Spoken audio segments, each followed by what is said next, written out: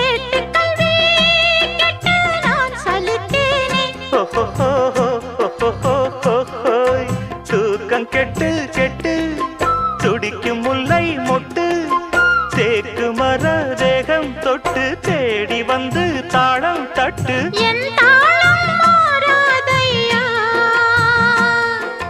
உண்ணாமல் உறங்காமல் உன்னால் தவிக்கும் சிந்தாமணி என் நெஞ்சுக்குள்ளே இன்னாருன்னு சொன்னால் புரியுமா? அது கொஞ்சி கொஞ்சி